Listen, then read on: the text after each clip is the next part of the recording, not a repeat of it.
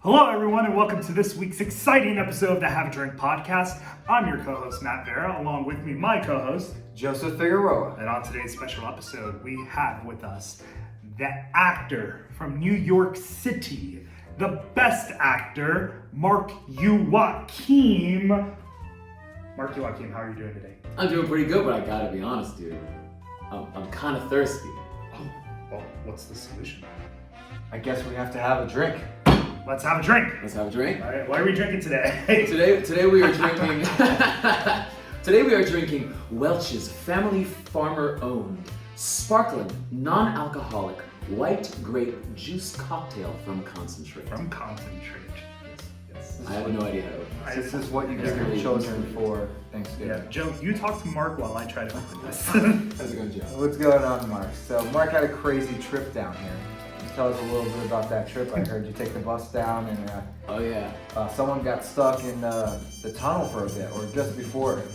So I take the bus from Port Authority into Allentown, and so we were just it's supposed to take about 10 minutes to get from Port Authority, through the Lincoln Tunnel, and no, we spent about 40 minutes before we even got to the Lincoln Tunnel.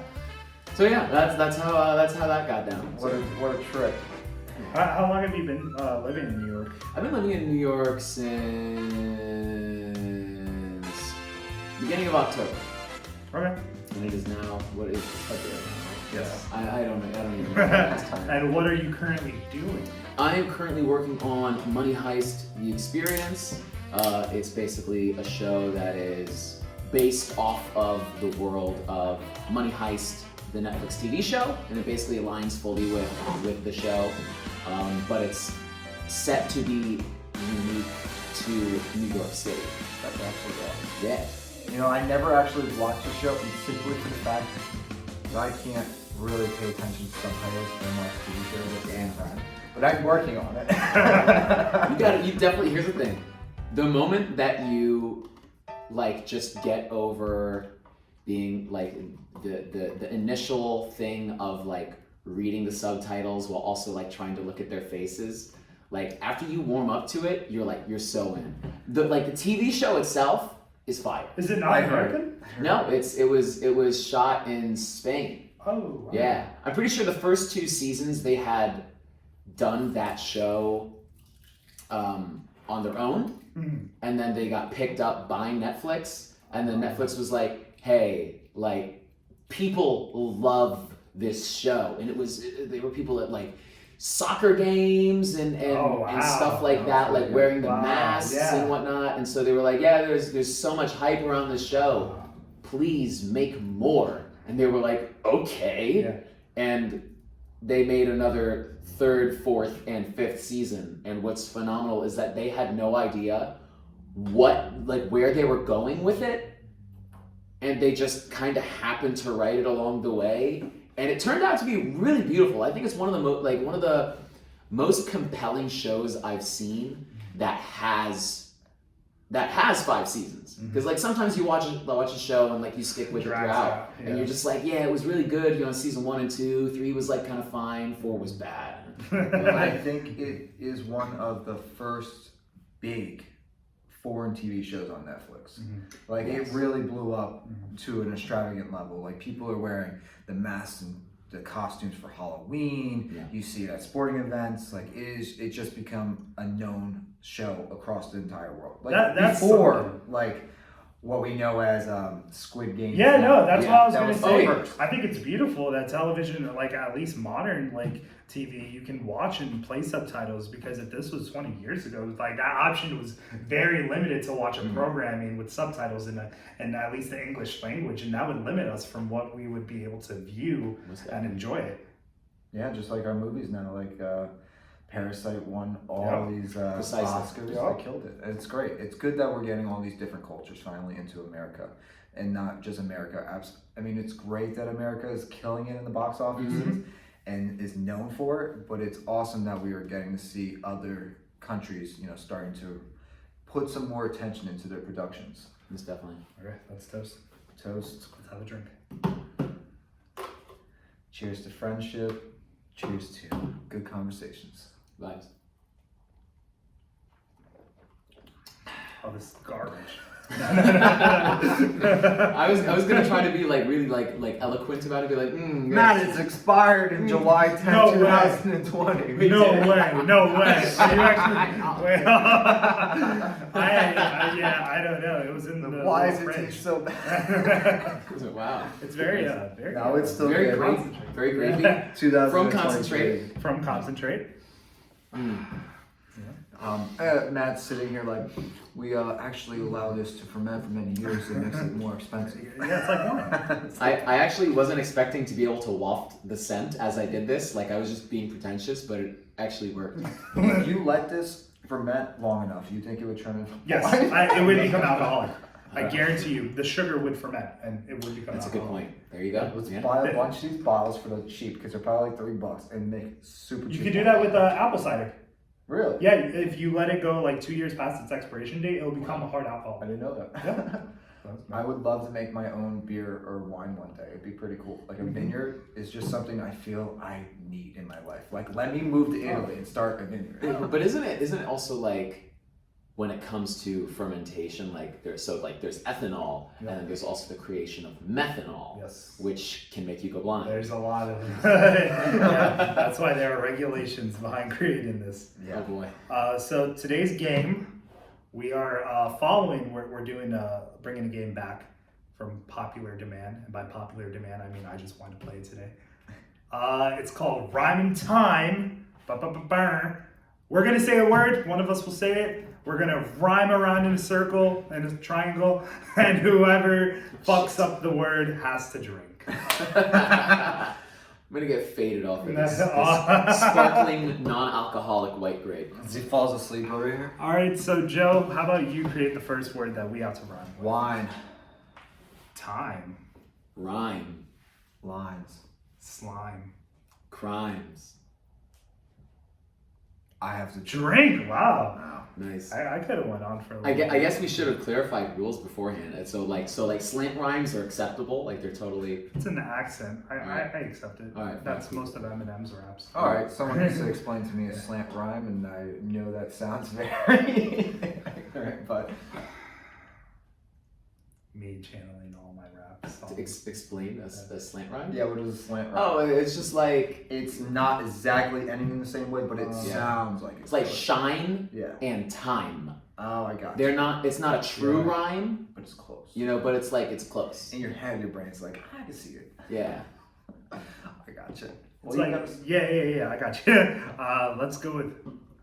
I was gonna say grape. But I don't know. Oh no. Yeah, I know. That's Get terrible. creative, man. Yeah.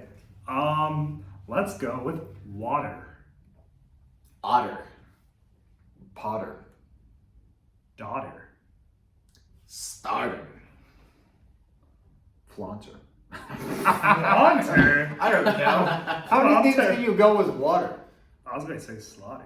Oh, damn. Get all dark on us over here, okay? Start talking about money heist and Matt's about to rob a bank. And they never catch me too. We have this joke at Money Heist, which is that like we'll finish the show, but like instead of leading them to the actual area where they like get a drink afterwards and then like take pictures and then vibe and then leave, that we're just like gonna lead them outside the building. And then we're like, all right, guys, this is where the heist really starts. Go start stealing shit from the fucking areas around the Barclays Center.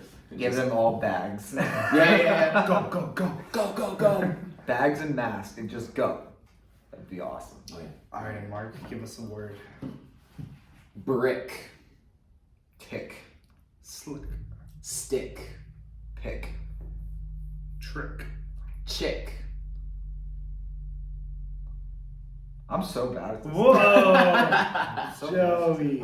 I'm surprised I haven't messed up yet. Like my anxiety is like right out of the roof. You hold it really well though. So. Thanks. Okay, so Mark, you did the thing, man. You did the thing. You're an actor in New York.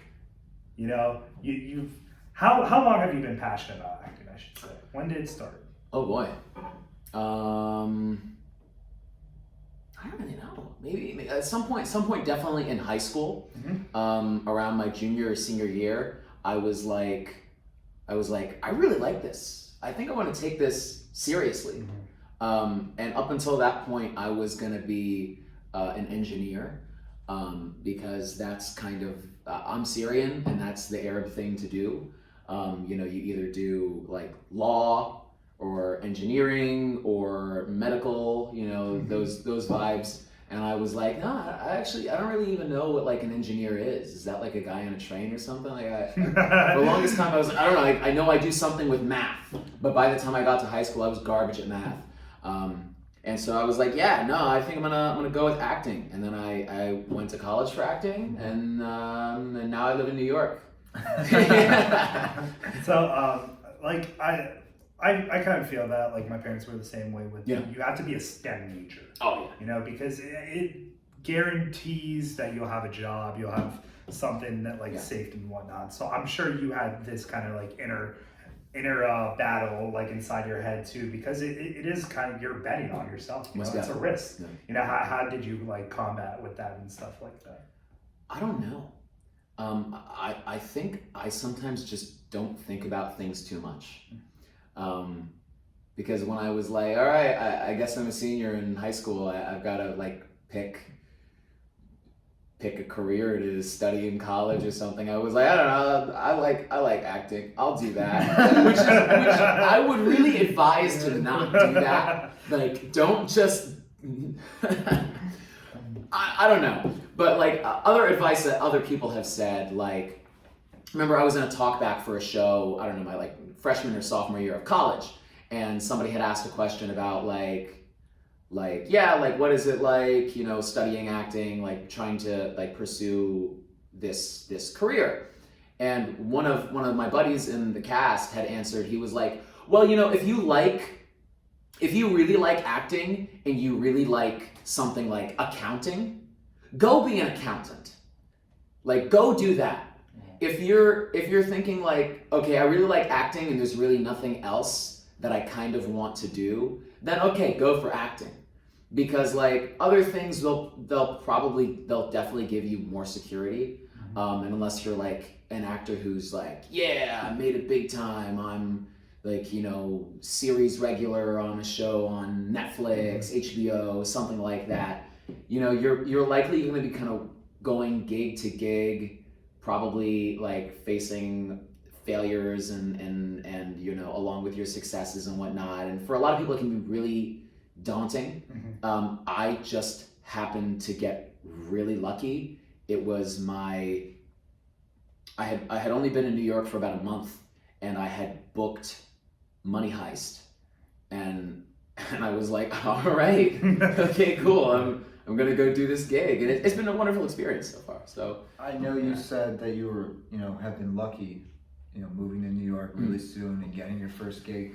But I'm sure throughout the process you've heard a lot of no's or have been uncertain. How have you dealt with those situations? How have you overcome that?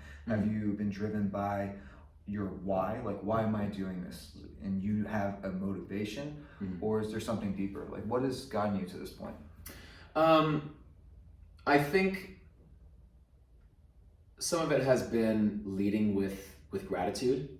Like, you know, even just the fact that you got whatever audition or you got that callback, even if you didn't book that gig, still means a lot.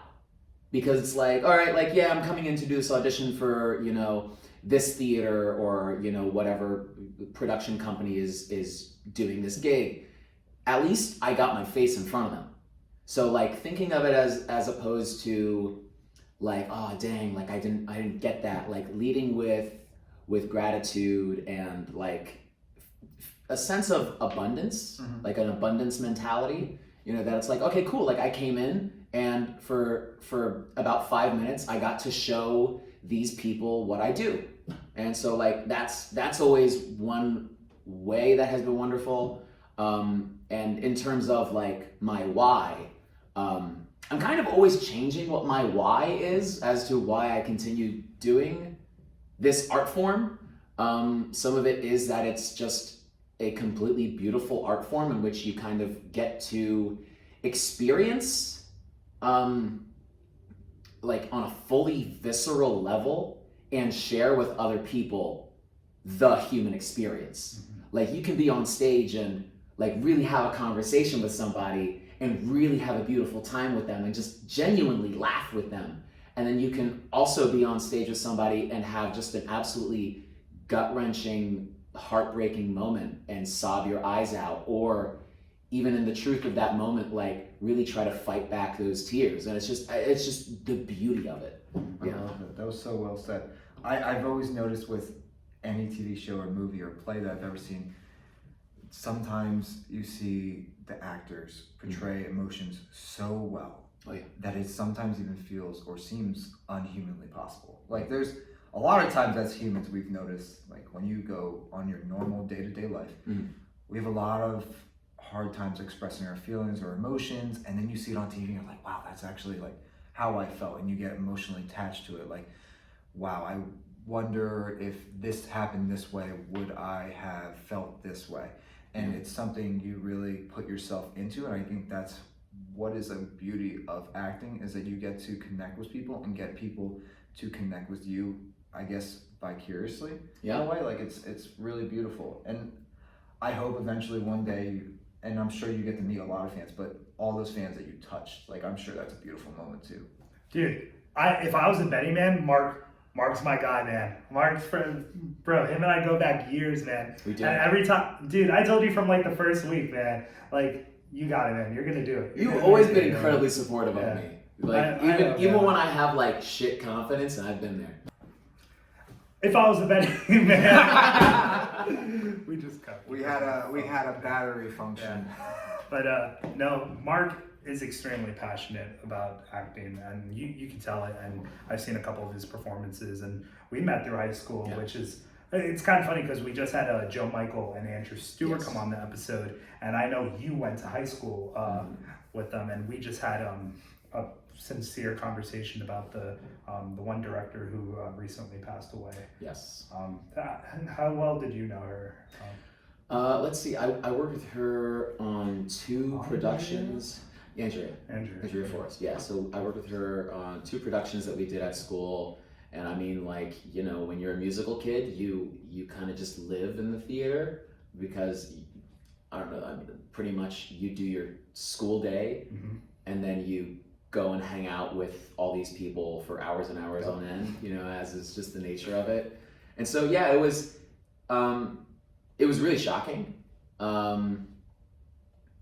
Because I had only just recently found out that she had cancer like a few months prior to that.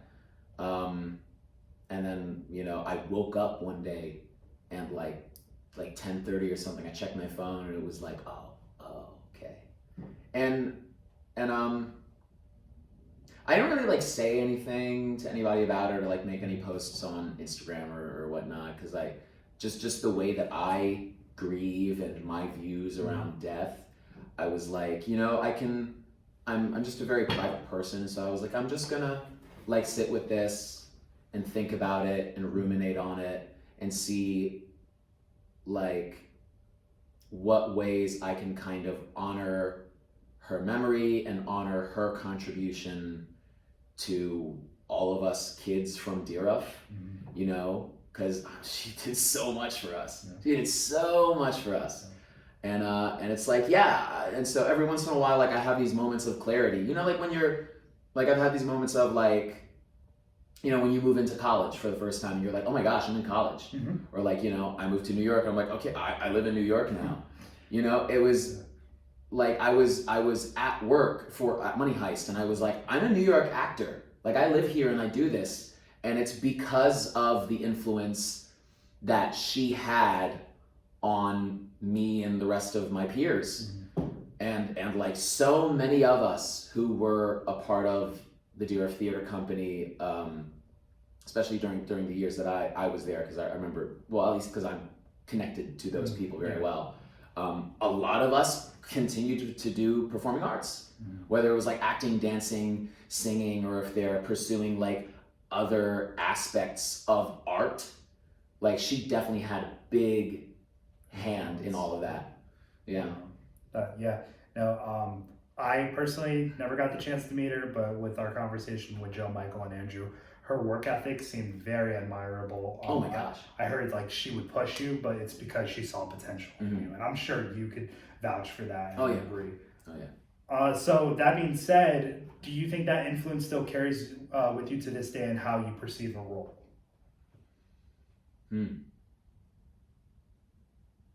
Let's see. I'm sure.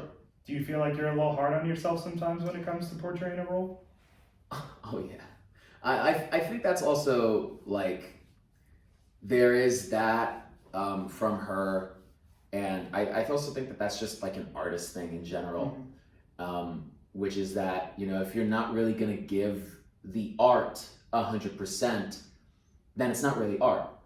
And if you're not, you know, putting your all into it, trying to make as informed choices as you can, and trying to make it be the best that it can be, then like, why are you doing this? Yeah. So going off of that, obviously, you know, you're very hard on yourself when you go into these things, and I'm sure there's many times where you're like, oh, I wish I did that differently. But how do you overcome a lot of the stage fright, the anxiety, the lack of confidence, whatever it may be that, you know, any person would have, especially when you're putting something out for the public to see? You know, you could be obviously your worst critic, and how do you overcome those things? How do you get over that hurdle?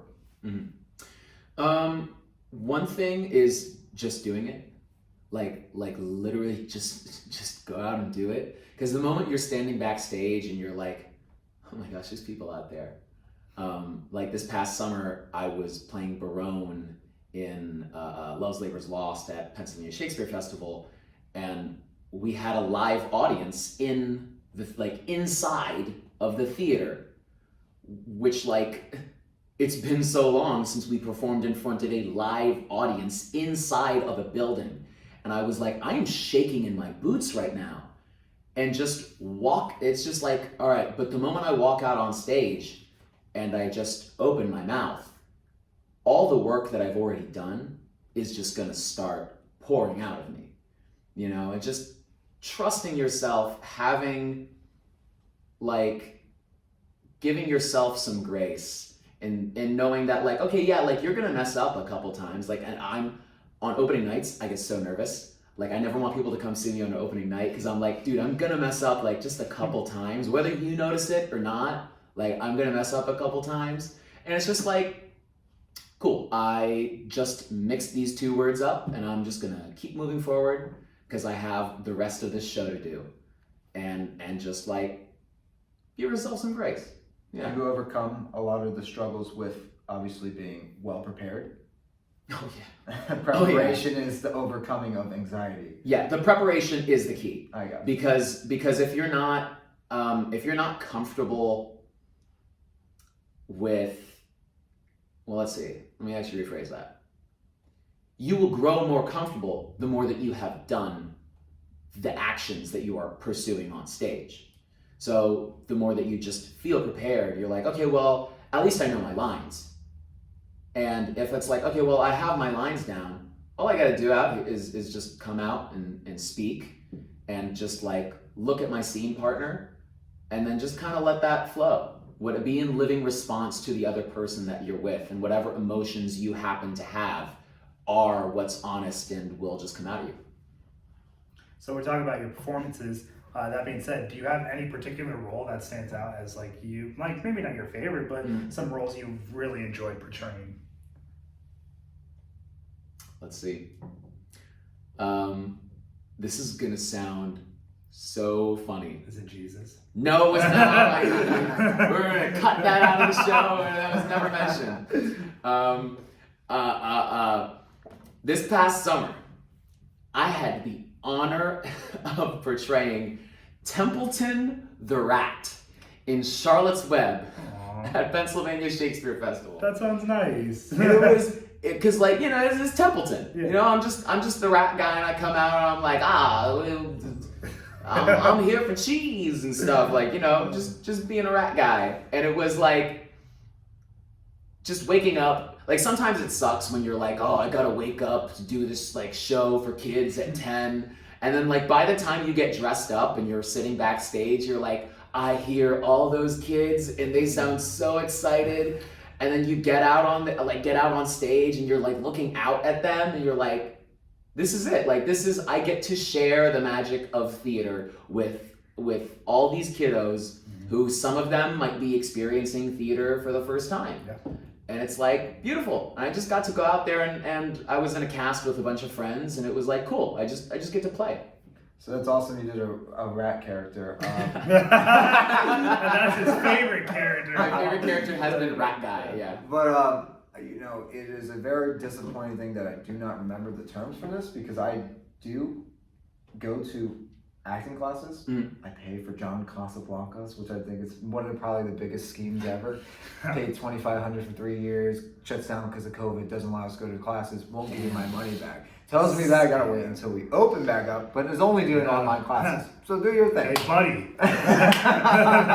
But off that note, I know there's, I don't know if it's mesophoric or the different, when you take on a role physically and spiritually all the time, you have to live it, breathe it to be that. And there's some people that can just be like, oh, I'm gonna be a rat today. I don't remember his name that played the new movie was Abraham Lincoln, where he actually decided that he was gonna fully embody being Abraham Lincoln. He didn't let his wife have lights on, had candles everywhere. I don't know what that exactly is called, but do you do that? Is that the type of character you are? You're eating cheese in a little Yeah, corner. you're just like sitting there eating cheese? Yeah, dude, for months on end. I actually I lived in in the New York sewer. Yeah. I drilled a hole in my wall and crawled into it, and I only came out at night or like when I thought people couldn't see me. No, so method. Yes. Method acting. Yes. I do not do that. No, Okay. I do not. There are many schools of thought that think that method acting is not the way to go.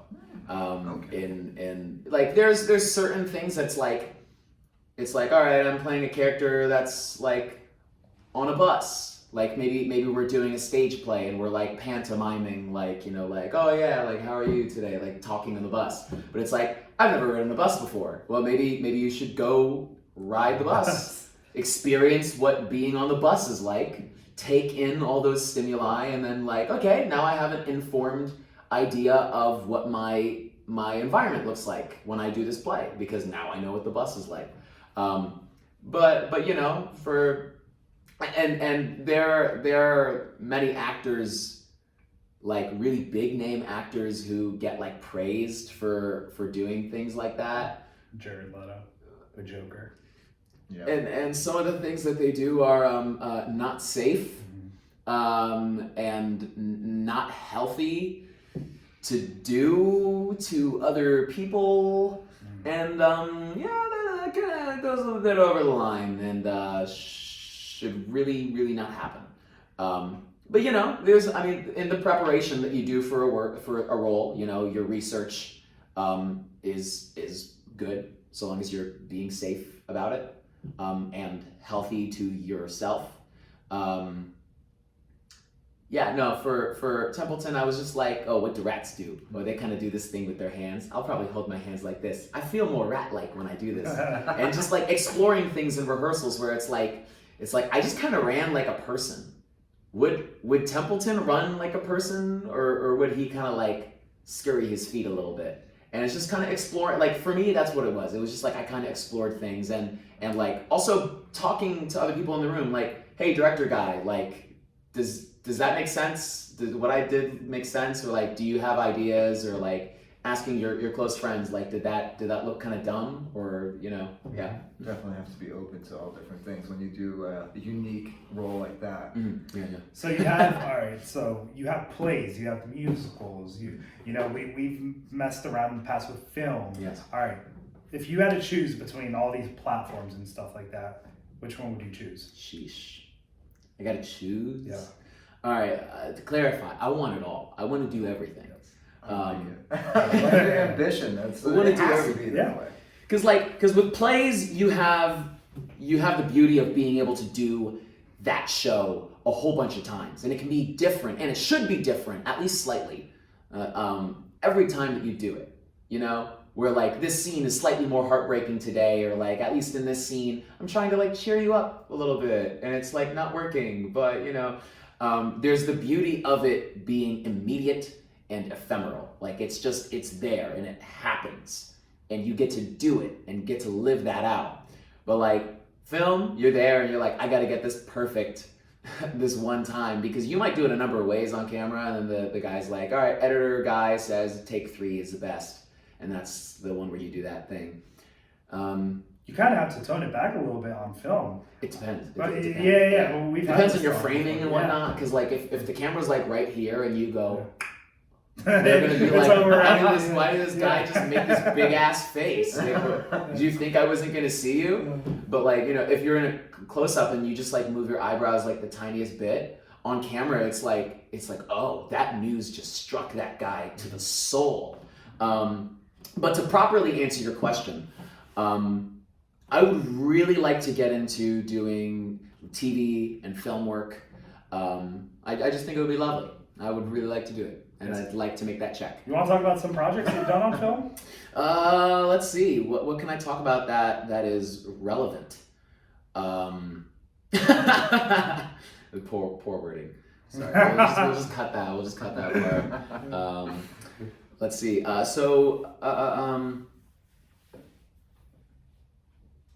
Yes, I did Stuck in the Valley, which was a web series written and directed by Mitchell Coriel and Max Smith. I don't know if he goes by Maxfield Smith. Oh, we call him Max. I don't know what he actually goes by, like professionally. Hi, Max and Mitch, if you're watching. Hey guys, I love you, miss you.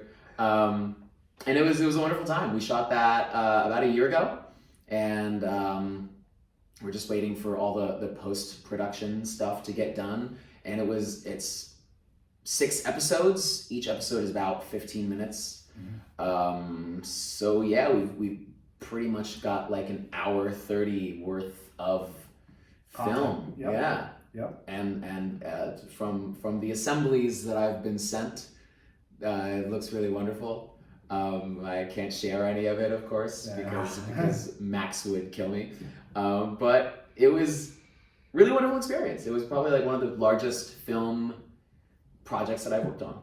Nice. So how do you, for people at home that are listening and thinking about getting into acting and don't know where to start, how do you find your gigs? Like, what do you do? I know there's some places that will, you could pay some money. I think it's called backstage. Is that correct? You can find some roles that are going on in the area around you. But how personally did you find some of the roles around you? Word of mouth? So, one thing I would suggest to anybody who is looking to get into acting is to take classes. Definitely pursue some form of training. It doesn't have to be college. If you want to do college, that's great. Just like make sure you've made informed choices on what you're doing. But if you've never done this before and you're like, I don't know, I'd like to try it out. Maybe I'll be good at it. Take a class. Take a film class, or like get involved in community theater, and then from there, like, the more people you get to know, the more that you're like, hey, do we want to get together and just do something? In terms of looking for roles, I would recommend a subscription on Actors Access. And I'm not sure what it's like in other areas, but I know for New York it's really good because, like, they'll send you an email and it'll be like, hey, here's 5 projects that have listed roles that your profile matches. Take a look. And so then you'll go through and you'll be like, okay, I feel like I could fit this character, because it'll show you a description. It'll be like, yeah, 20s, long hair, Arab guy. I'll be like, wow, that's literally me. I'll click that and submit to it.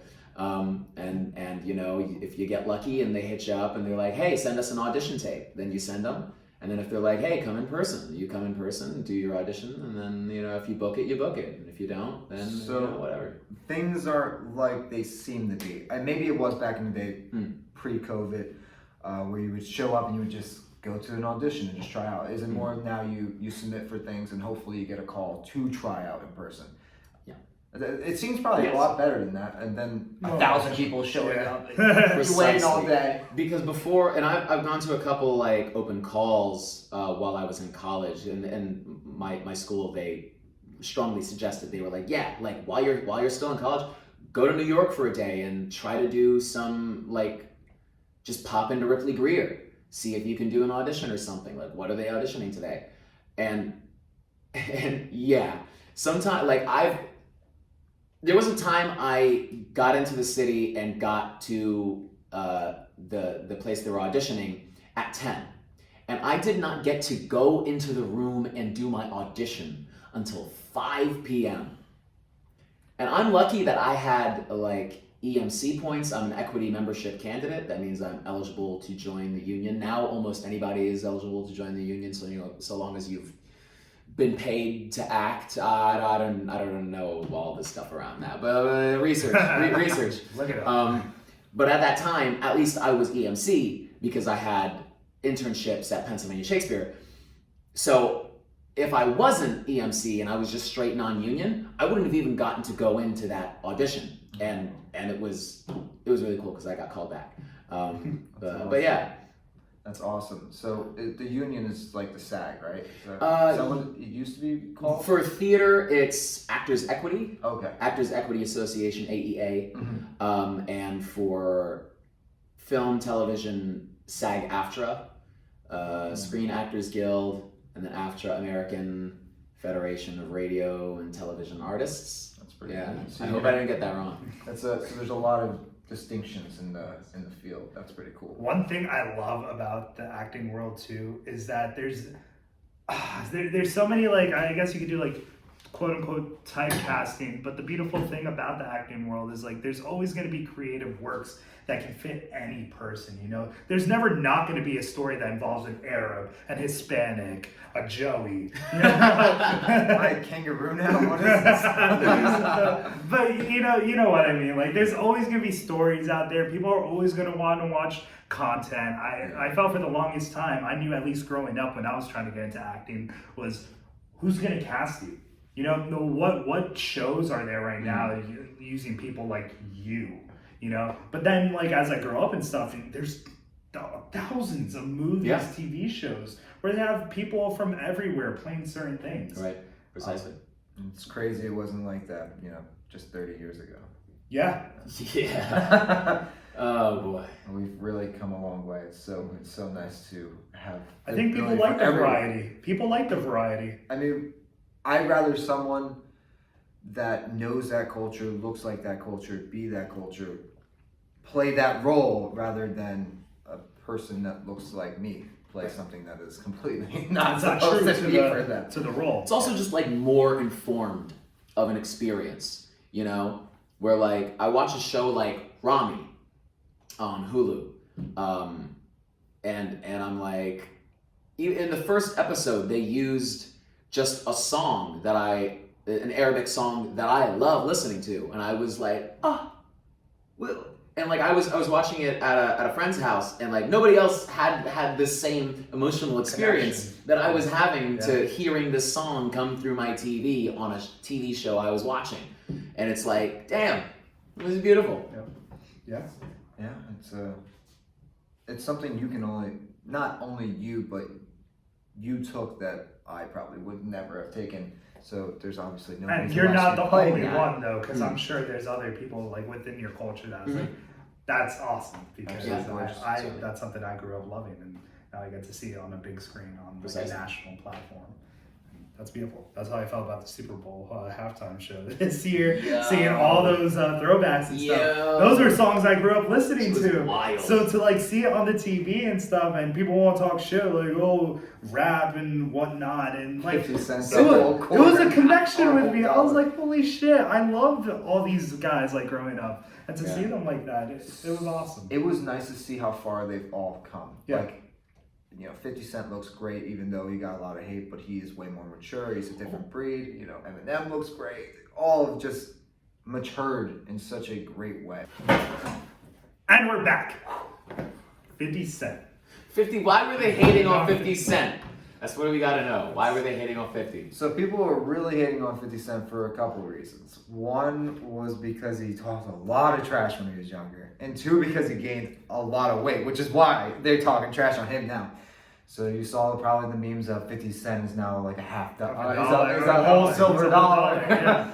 Yeah. But really, I mean, he's more financially secure than he's ever has been. He's smarter personally and more mature. He's not running around with a gun. I mean, you remember he's got shot 9 times. That was part of his raps back in the day.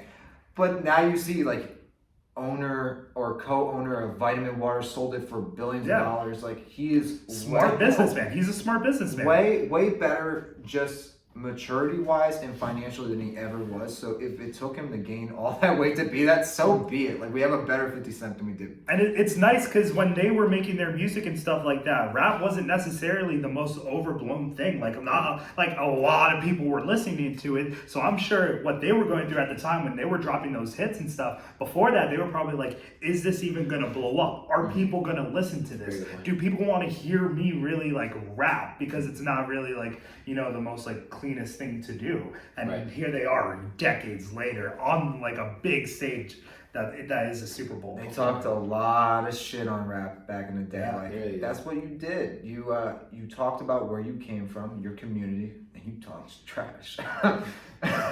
so 50 sponsor us. 50. It was vitamin water. Vitamin water sponsor. Yeah. We'll make the next episode vitamin instead water. of Welch's grapefruit. We'll make every episode vitamin water if I you love sponsor us. Stop hating on 50. Yeah. He was able to do a pull up and hang upside down. Mm-hmm. Can you do a pull up? Can you do one? We're waiting. I'm waiting to hear the answer. All right, we're talking about rappers. Let's start another round of rhyme and time. All Right. right. That's good. Mark, you want to start us off? I gotta start us off. I gotta embody a beat in my mind. I'll start us off. All right, we'll go with light, Flight. Fight. sprite, Sight. Spite. plight, Kite. white, Trite. Bite. a height. Night? Did we say night yet? Oh, that was pretty I good. think so. I think we're good. Oh wow! I couldn't even think of another thing, and I know you were probably getting hit with that real soon. Oh yeah, no, I don't know how would many not more things could have gotten. I would not have known. Come on, just tell me one. You know you had like 5 more. I know. I was honestly gonna run out if you didn't. If you sent one. All right, Mark. I was doing so good there. I like turned it up a notch. I'm like looking around the room, like seeing if I could find something. Like a dildo. Yeah, why do we keep those there? They just hang from And a whole row of them. Aluminum siding. Oh gosh. What? Aluminum. I don't know. Should we try to should we get like a multi-syllable thing, multi-syllabic? I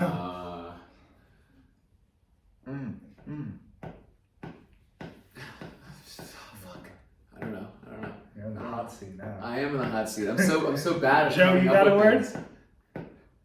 things. Joe, do you have a word? You're in Tan. man. Stan. Fan. Wham.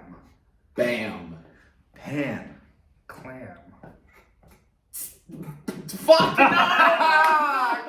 Joe, you did it. You did it. You got one. Yes. I'm lucky I stayed in the game this long.